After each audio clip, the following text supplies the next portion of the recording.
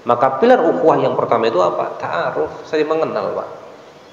Nah, jangan sampai kemudian satu gang nggak dikenal, itu bahaya itu. Ya. Saya pernah waktu baru satu tahun tinggal di perumahan, ada orang datang depan rumah saya lewat, Pak, mau tanya rumahnya Pak Rahmat di mana ya? Wah, saya nggak tahu Pak Rahmat di mana. Nggak ada Pak namanya Pak Rahmat, Pak. Depan rumah saya ternyata namanya Pak Rahmat, Pak. Cuma saya tahu nama anaknya. Bapaknya Danis lah, bapaknya si itulah. Ternyata tuh dari situlah kemudian, ya Allah, setiap jadwal ronda saya hafalin nama-namanya. Oh, depan rumah saya itu Pak Rahmat, Pak Agus, Pak Sylvester, terus hafalin dari jadwal ronda itu. Nah, jangan sampai malah nanti salah ya tetangga. Nah, ini ta'aruf, yang pertama ta'aruf, kita saling mengenal. Kemudian apa Bapak Ibu sekalian, kalau kita sudah saling mengenal dengan tetangga kita, maka yang kedua naiknya adalah apa? Saling memahami. Tafahum, saling memahami. Ya, kita mengenal tetangga kita dengan berbagai karakternya. Kita akan memahaminya ketika kita mengenal lebih jauh. Yang menyebabkan konflik di antara kita adalah ketika satu dengan yang lain tidak mau saling memahami. Kenapa tidak memahami? Karena pengenalannya tidak sempurna.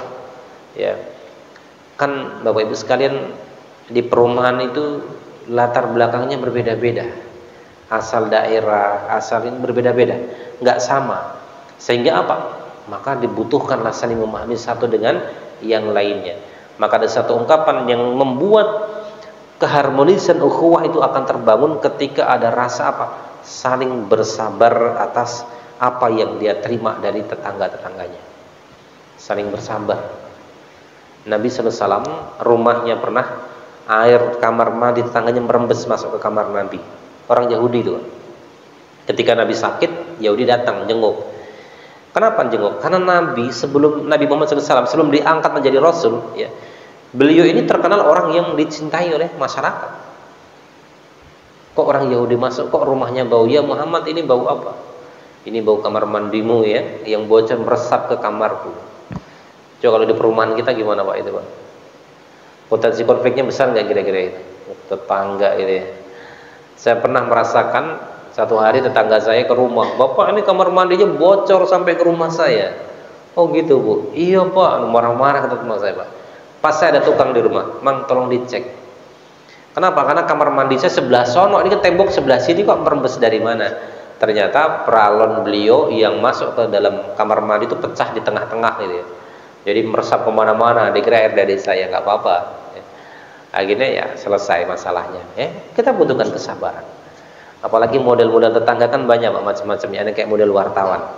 Ada tuh di zaman Nabi seorang yang tipikalnya seperti wartawan. Ada apa-apa langsung disebarkan. Hubungnya mantau terus tuh. Ada apa tetangga dipantau terus tuh. Ya, oh ini tetangga kelihatannya kerjaannya di rumah aja nih tiap hari pakai kolor ya. Tapi kok motornya baru nih, NMAX-nya baru ya. Rumahnya dibangun. Kemudian mobilnya baru juga. Jadi tiap hari ngabsenin tetangganya. Mungkin kalau di sini nggak ada Pak yang jauh yang dari sini. Jadi kayaknya harmonis sekali ya perumahan ini. Ya, perumahan yang Islami harmonis gitu ya. Nah ada model-modelnya beginian. Ini nggak nyaman. Maka kata Nabi apa? Arba'atu minas sa'adah. 4 kebahagiaan itu salah satunya adalah ajarus soleh. Punya tetangga yang baik. Ya nggak seperti wartawan yang selalu mencari info tentang keluarga kita kemudian disebarluaskan dan lain sebagainya. Maka jemaah sekalian, setelah kita mengenal lebih jauh, ta'aruf kemudian tafahum, memahami. Setelah memahami, kita memahami saudara kita. Yang ketiga Pak, takaful, saling menanggung Pak. Ini tingkatan yang luar biasa. Ya. Bapak-bapak, ada warga kena musibah, tiba-tiba mohon maaf anggota keluarganya wafat. Dia pas lagi nggak ada uang. Namanya musibah nggak direncanakan. Dia mau pasang tenda, dia mau ini. Tiba-tiba ada tetangganya udah pakai uang saya dulu. Biasa kan kita hidup begitu Pak di masyarakat. Ya, ada musibah misalkan kecelakaan, ada biaya, pakai uang saya aja dulu. Ya, pakai punya saya aja dulu dan lain sebagainya. Terus saling takaful. Kenapa ini terjadi? Mereka sudah mengenal, sudah memahami satu dengan yang lainnya. Oh, bapak ini baik orangnya. Dia ini baik ke siapapun. Ya sudahlah, kita bantu bareng-bareng dan lain sebagainya, takaful. Ya, setelah mengenal kemudian memahami, takaful, saling menanggung. Dan dalam hadis Nabi SAW dijelaskan, ya bahkan ada poin yang menarik. Barang siapa yang meringankan beban saudaranya di dunia, maka Allah akan meringankan satu bebannya di akhirat. Barang siapa melegakan urusan man nafasa, ya ketika kita dicekik kemudian dilepaskan, itu man nafasa, lega gitu ya. Melegakan urusan seorang di dunia, maka Allah akan memberikan kemudahan di akhirat nanti. Berkaitan dengan apa Pak? Hutang. Pernah ingat dulu ya.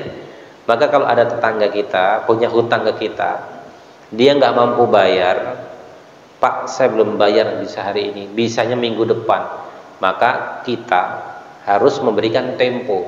Ya sudah Pak, minggu depan nggak apa-apa, memberikan tempo. Lebih baik lagi apa? Ya sudah Pak, karena kita sudah tetangga baik, nggak usah dikembalikan. Kira-kira bisa gitu Pak.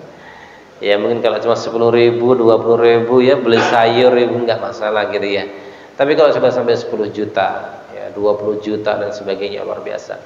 Bapak Ibu, saya punya jamaah. Beliau bisnis ya, bisnisnya ini ada masalah, ada orang nggak amanah. Uang itu 1 miliar lebih digelapkan. Padahal beliau menghimpun dana dari banyak orang. Cerita ke saya, ada orang yang udah Mas saya ikhlaskan Mas, udah nggak usah dikembalikan, namanya musibah. Ada yang begitu Pak. Tapi kata dia ada satu orang yang ucapannya itu membuat dia nggak bisa tidur. Udah Mas, dunia saya ikhlaskan, akhirat tidak. Itu ucapan itu yang luar biasa. Akhirnya Pak, dia nyicil, saya cicil tiap bulan. Berapa juta, 7 juta atau berapa itu. Ya. Kalimatnya dunia iya tapi akhirat enggak, ini beratnya. Tapi ada orang yang sudah diikhlaskan dan sebagainya.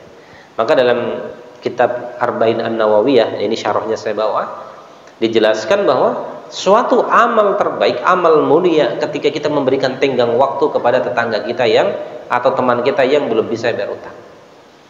Kalau kita mau membebaskan, melunaskan, ya itu baik. Ya, jadi silahkan Bapak sekalian. Gitu ya. Nah, sikap seperti ini orang sampai kok kemudian ya sudahlah nggak usah dilanjutkan, nggak apa-apa Pak, seadanya uang aja. Kenapa kok ini terjadi? Karena mereka sudah saling mengenal, saling memahami, sehingga Pak saling menanggung.